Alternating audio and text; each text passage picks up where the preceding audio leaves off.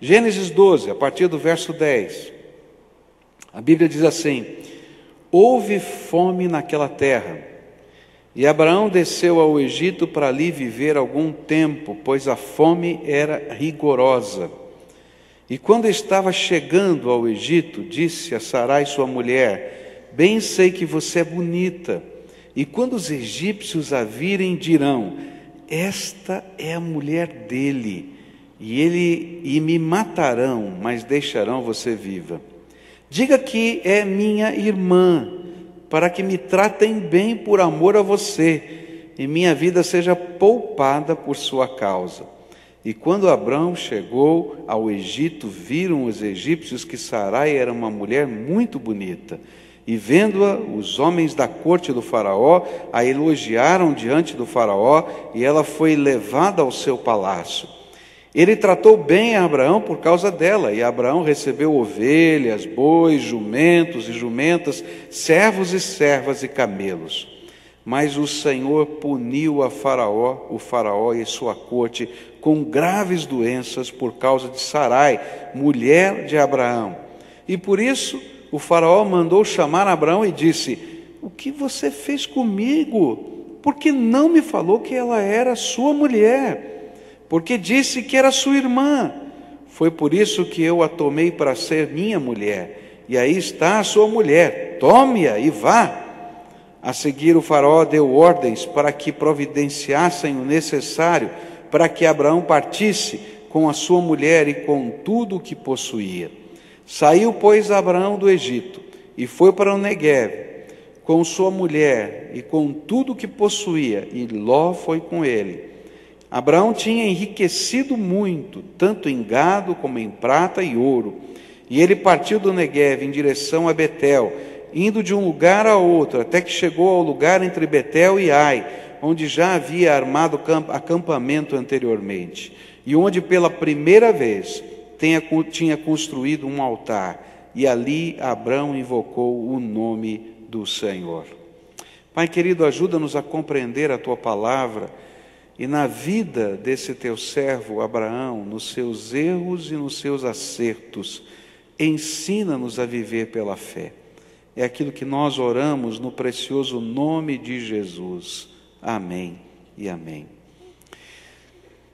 Depois que esse homem de Deus alcançou uma grande vitória pela fé, que foram as promessas de Deus, vieram grandes ataques do inimigo, ou provações do Senhor sobre a vida dele. E eu posso dizer que na vida da gente também acontece assim.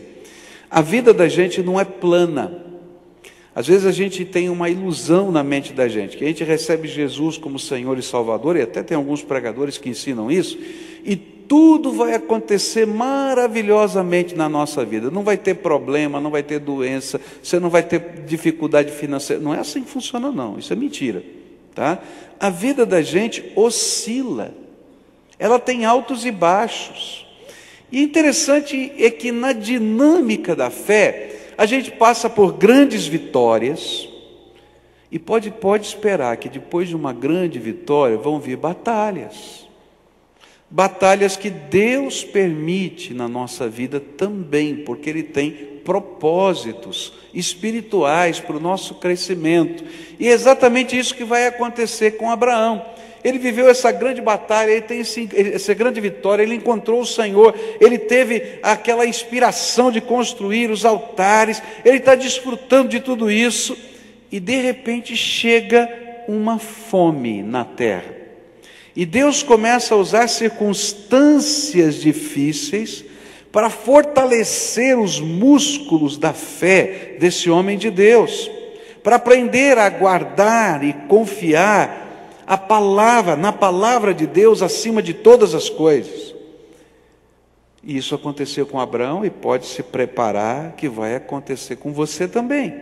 Por isso, eu queria nessa manhã começar e hoje à noite terminar a olhar as lições que esse texto nos ensina sobre crescer na fé no meio das tribulações e das lutas da vida.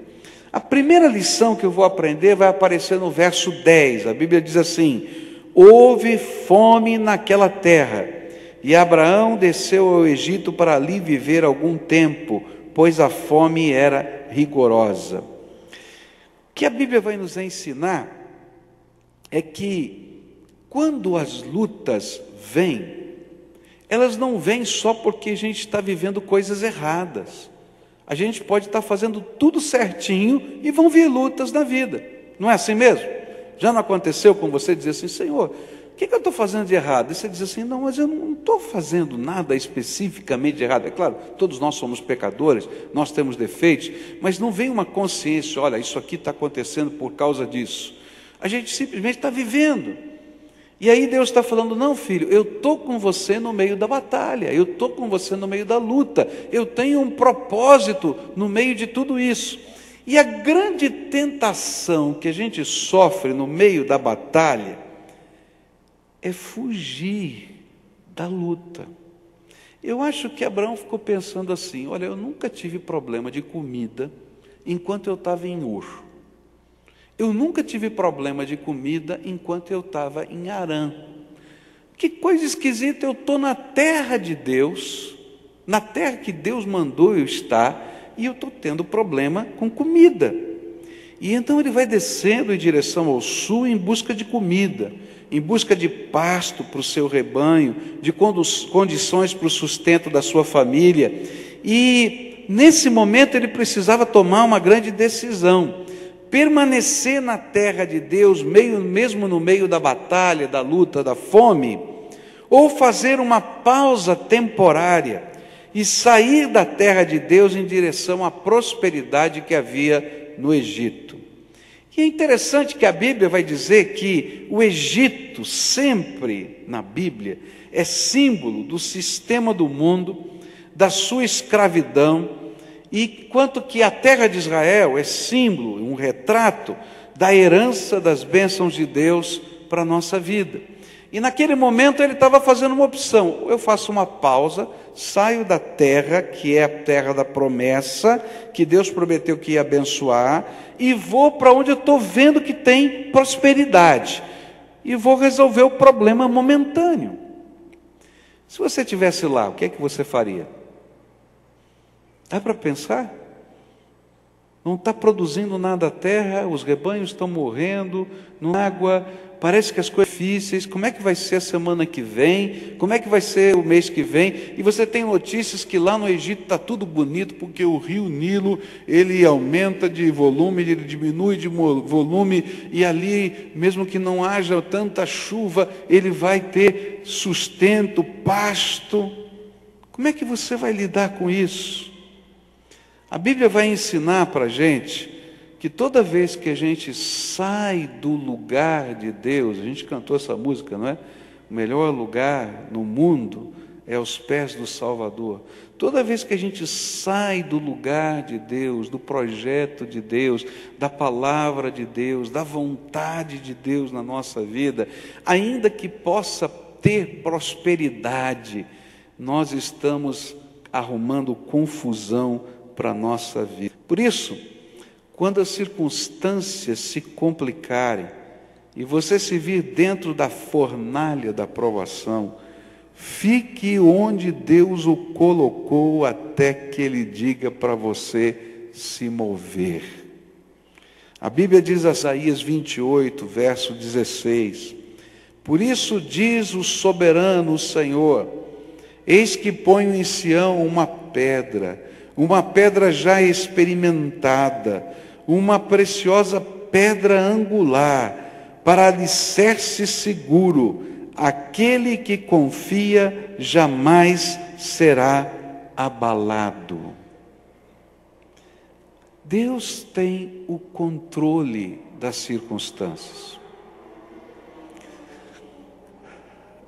Às vezes a gente está vivendo uma grande provação, e a provação não passa rápido, às vezes as batalhas são difíceis, mas se a gente persevera em fazer aquilo que é o propósito de Deus, e persevera em estar no lugar de Deus, a gente pode colher as bênçãos do Todo-Poderoso.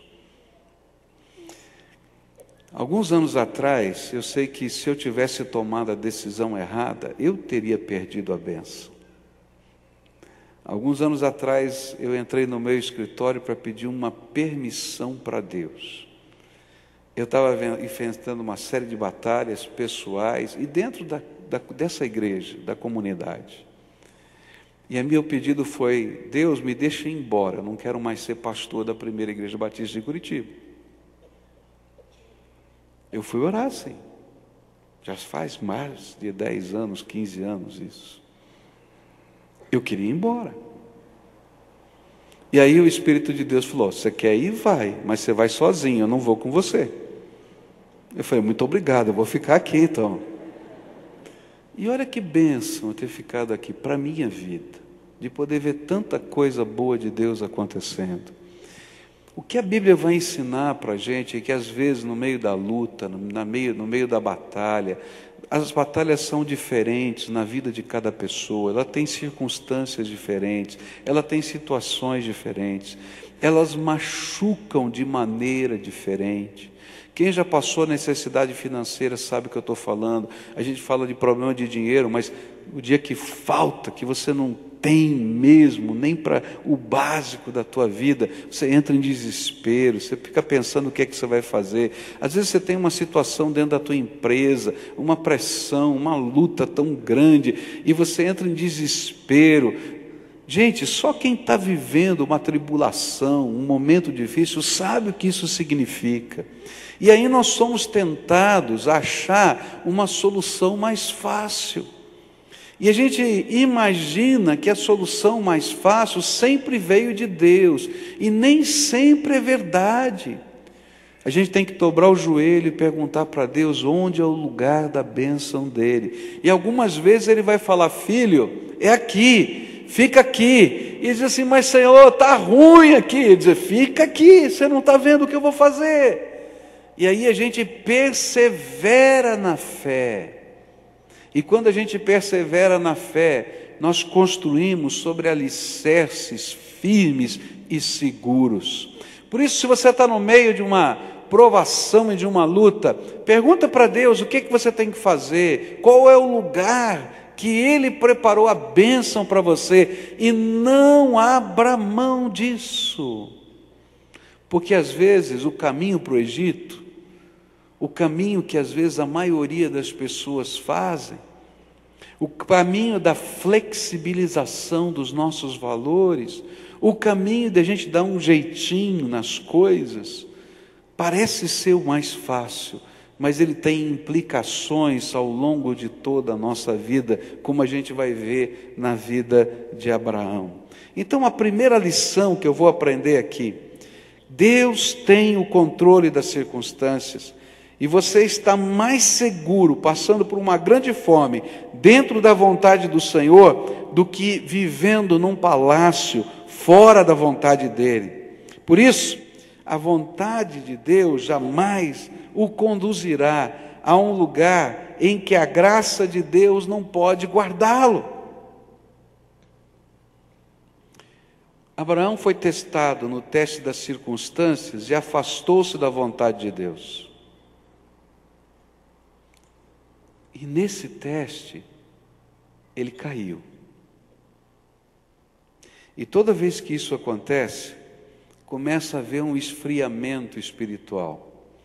E você pode olhar que na história, no tempo em que ele está no Egito, ele não constrói nenhum altar. Porque toda vez que a gente flexibiliza com a vontade de Deus, o nosso coração amedrontado perde a fé, porque medo e fé não tem como conviver juntos. A gente crê no imponderável de Deus, e ele vai se afastando disso, e ele não constrói mais altares. Ele só vai voltar a se dobrar na presença do Senhor e ter um encontro com Deus quando ele volta para Betel, o primeiro lugar lá, um dos primeiros lugares que ele construiu o altar. Quando nós tememos a Deus acima de qualquer outra coisa, todos os outros medos vão embora, porque nós cremos num Deus todo-poderoso. Todo-poderoso. A palavra de Deus diz assim: se Deus é, você sabe? Se Deus é, quem será contra nós? Ah, não sabe não. Vamos falar de novo. Se Deus é por nós, você crê nisso? Crê mesmo? Não tem demônio, não tem artimanha, não tem homem poderoso, não tem estratégia maior que o poder do nosso Senhor. Por isso eu posso atravessar qualquer luta, qualquer dificuldade na minha vida, se eu estiver no centro da vontade de Deus, cumprindo o propósito de Deus, ainda que eu não enxergue hoje o que está acontecendo, ou o que vai acontecer, porque Deus é fiel. E é isso que Deus estava querendo ensinar para Abraão, e ensinar para gerações futuras. Mas assim que Abraão deixou de olhar para o Senhor e começou a olhar para as pessoas, porque ele achou que a solução para o problema dele estava no governo do Egito, ele começou a perder essa bênção. E o desafio que eu queria deixar com você nessa manhã, o primeiro deles é esse: nunca troque o olhar confiante em Deus pela expectativa para com as pessoas, lugares ou coisas. Só o Senhor é a nossa esperança. A segunda lição, rapidamente para você nessa manhã. Segunda lição eu vou resumir nessa frase: nunca troque a confiança em Deus pela trama humana. Olha só como é que Abraão tentou resolver os seus problemas. Versos 11, 12 e 13, diz assim: quando estava chegando ao Egito, disse a Sarai sua mulher: bem sei que você é bonita, e quando os egípcios a virem, dirão: esta é a mulher dele, e me matarão, mas deixarão você viva. Diga que é minha irmã, para que me tratem bem por amor a você, e minha vida seja poupada por sua causa. Quando você para de confiar na palavra de Deus, no jeito de Deus, no poder de Deus, naturalmente você começa a apoiar-se na sabedoria humana. E queridos, toda vez que a gente se apoia na sabedoria humana, a gente traz problemas para a nossa vida.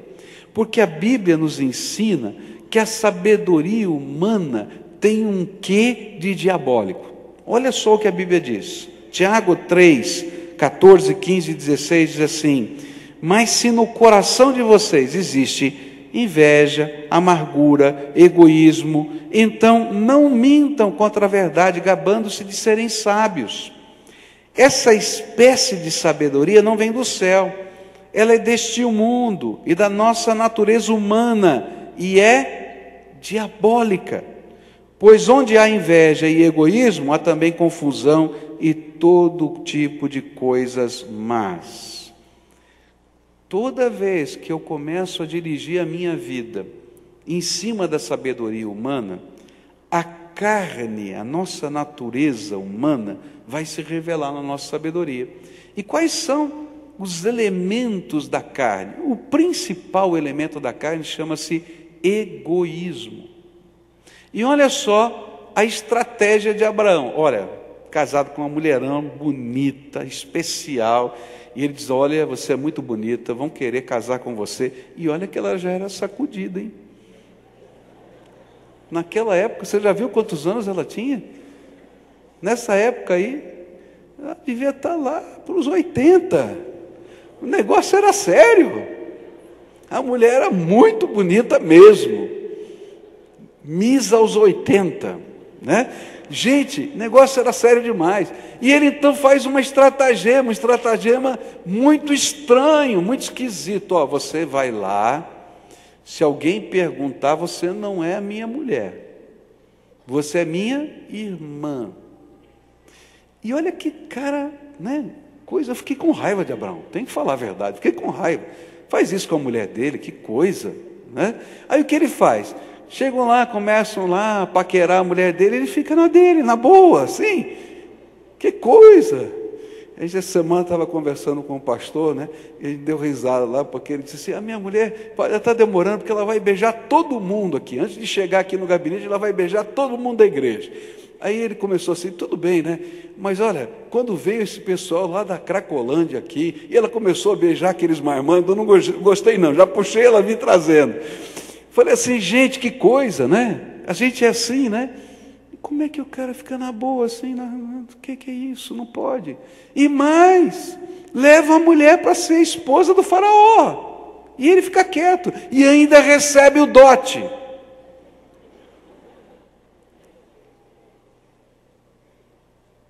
Que cara. Sabedoria humana. Ela é egoísta. Ela é egoísta. Abraão e Sara trouxeram consigo, lá de Ur, uma meia-verdade que Deus queria transformar na vida dele. E usaram essa meia-verdade para construir uma estratégia que não provinha de Deus, e que ele vai usar 2 vezes e vai ensinar para o seu filho Isaac, que vai repetir a mesma coisa. Queridos, os nossos erros se tornam modelos na vida dos nossos filhos. E a desgraça passa, às vezes, de uma geração para outra, não porque tem uma maldição, mas porque a gente ensinou valores errados. Gênesis 20, versículos 12 e 13 vão dizer qual era a estratégia deles. Diz assim: além disso, na verdade, ela é minha irmã por parte de pai, mas não por parte de mãe, e veio a ser minha mulher. E quando Deus me fez sair errante da casa de meu pai, eu disse a ela: assim você me provará sua lealdade. Em qualquer lugar onde formos, diga que eu sou seu irmão. E eles usaram isso no Egito e em Gerar, e mais tarde Isaac adotou esse mesmo esquema. Mas ele sabia, Abraão sabia que era uma mentira. Ele sabia que poderia ter consequências, que a sua mulher poderia ser tomada por outro homem. Ele sabia que ela seria usada como moeda de troca para a sua autopreservação. E como marido, ele sabia que ele deveria ser o protetor da sua mulher e não o inverso. Gente, homem que é homem de verdade tem que proteger a sua família. A Bíblia diz isso claramente. Olha só o que a Bíblia diz em 1 Pedro 3,7. Também você, marido, na vida em comum com a esposa, reconheça que a mulher é o sexo mais fraco e por isso deve ser tratada com respeito, porque a esposa também vai receber junto com você o dom da vida que é dado por Deus. Haja assim para que nada atrapalhe as orações de vocês. E Efésios 3 é mais forte ainda, diz assim: marido, ame a sua esposa assim como Cristo amou a igreja e deu a sua vida por ela. O homem deve amar a sua esposa assim como ama seu próprio corpo. O homem que ama a sua esposa ama a si mesmo. Qual é o padrão bíblico? Marido, cuida da tua família. Marido, cuida da tua esposa. Pai, homem, cuida dos seus filhos. Eles são mais valiosos do que a sua vida. É isso que a Bíblia ensina. Estava tudo errado, meus irmãos. E vai vir uma série de confusão e desgraça na família de Abraão por causa dessas coisas. Toda vez que a gente troca a sabedoria de Deus, o jeito de Deus, a confiança em Deus pela trama humana, ao invés da gente abençoar as pessoas, nós usamos as pessoas. E isso, querido, gera dor e destruição. Uma esposa que se sente usada, ela sai machucada. Um marido que se sente usado, ele sai machucado. Um filho que se sente usado, ele sai machucado. Dói e gera destruição. Pessoas que se sentem usadas. Agora, quando as pessoas se sentem amadas, elas dão a vida. porque o amor é uma força tremenda dentro da nossa vida. Eu creio que muitos dos problemas que vão acontecer na vida e na família de Abraão, e não apenas na dele, nas gerações futuras, e que são relatadas na Bíblia, surgiram por causa da maneira de Abraão não assumir o seu papel de marido e protetor da sua família, tanto no aspecto afetivo como no aspecto físico. E o pior, que isso ficou enraizado na mente e no coração dos seus filhos e dos seus netos. Quanta dor, quanto sofrimento vem quando nós deixamos de confiar em Deus e passamos a confiar nos esquemas de sucesso. E queridos, não tem esquema de sucesso que um dia não cobre o seu preço. Davi fez isso. Sabedoria humana. Quando ele pecou, e ele ficou sabendo que Betseba estava grávida, ele montou um esquema para enganar o marido e não conseguiu.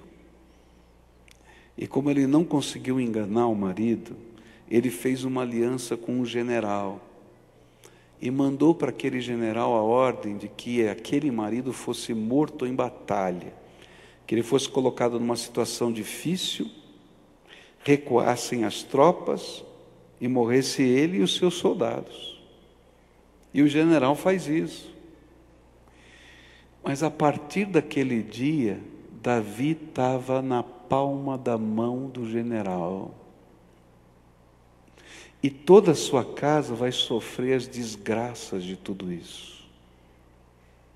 Às vezes nós achamos que existe um caminho mais curto. Às vezes a gente acha que dá um jeitinho aqui, dá um jeitinho ali. Às vezes a gente só nega um impostinho ali ou lá. Às vezes a gente faz um acordozinho não muito bom aqui ou acolá. Queridos, isso é do diabo, não tem nada a ver com a gente. Nós cremos na intervenção do Todo-Poderoso na nossa vida. Marido, hoje a gente vive num tempo em que a figura masculina não vale nada. Vou falar bem claro. Tanto é sério isso que não tem um programa do governo para a família que o marido possa receber o dinheiro, porque a sociedade não acredita no homem. Está entendendo? Nós, compromissados com o Senhor, precisamos mudar a face dessa nação e dizer: tem homem de bem nessa terra, sério, protetor da família, que vai cuidar dos filhos, que vai cuidar da esposa, que vai morrer se for preciso, porque esse é o nosso papel, queridos. A vontade de Deus é essa. Um dos grandes problemas da sociedade é que os referenciais de Deus estão sendo delapidados, porque os referenciais de Deus estão na figura paterna. Um dos grandes problemas do homossexualismo crescente em todo lugar do mundo é que a figura masculina perdeu o seu sentido, o seu valor. Nós precisamos de gente séria, que diga: não vou fugir das batalhas. Precisamos de gente séria, que coloque os valores do reino de Deus em primeiro lugar na sua vida. Nós precisamos de gente séria, que diga: olha, não tem estratagema que eu vou entrar, jeitinho que eu vou dar, não vou subornar guarda na estrada, não vou pagar para não pagar multa, eu não vou. Gente, tem que ter seriedade, gente. Enquanto a gente não for gente comprometida com os valores de Deus, Deus não pode abençoar a nossa casa, Deus não pode abençoar a nossa nação, Deus não pode abençoar os nossos filhos, porque os nossos filhos estão olhando para nós e vão copiar o que a gente está fazendo. Se for coisa boa, graças a Deus, mas se for coisa ruim, que desgraça será.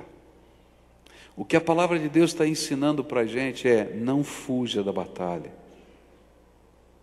Deus continua no controle, creia nisso, dobra o teu joelho e ora, peça a sabedoria de Deus, veja o que Deus colocou na tua mão, especialmente quando estiver vivendo tempo de angústia e dificuldade, veja o que Deus já colocou na tua mão e começa com aquilo que Deus te deu. Você vai ver, a mão de Deus vai abençoar você, o pouquinho, mesmo que seja o tamanho do maná, mas o maná vai cair todo dia porque é promessa de Deus. Não fuja não, não vai procurar outro lugar, continua firme. Segundo, olha, não creia nos estratagemas, eles não são bênção. Todo esse estratagema é sabedoria humana, que é carnal e diabólica, diz a Bíblia. Creia na sabedoria de Deus, no jeito de Deus. Oriente a sua vida, seus negócios, segundo o propósito de Deus. E Deus vai te abençoar. Eu não vou dizer que vai ter um tapete vermelho para você, que tudo vai acontecer às mil maravilhas. Você vai pagar preços complicados, mas Deus vai ser o Senhor da tua vida. O Deus que se revelou de alguma maneira para o faraó, para que não houvesse uma tragédia maior na casa de Abraão.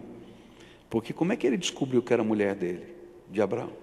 Deus revelou. Em Gerar fica claro, Deus deu um sonho ao rei de Gerar e disse para ele: olha, eu vou acabar com a tua família, porque essa aqui não é mulher que você possa casar. Ele disse: mas eu fui enganado, eu sei, mas eu não posso abençoar. O Deus que faz isso é o Deus que pode nos abençoar antes da gente fazer bobagem. É isso que a palavra de Deus está ensinando para a gente. E nessa manhã eu queria terminar esse culto a gente reafirmando alguns compromissos. Eu queria falar olho no olho com os homens que estão aqui. Todos os homens, fica de pé. Agora eu vou falar olho no olho com você. É sério. Nessa geração e nesse tempo, Deus escolheu você para dizer para esse mundo que o homem pode ser homem de verdade. Você está entendendo?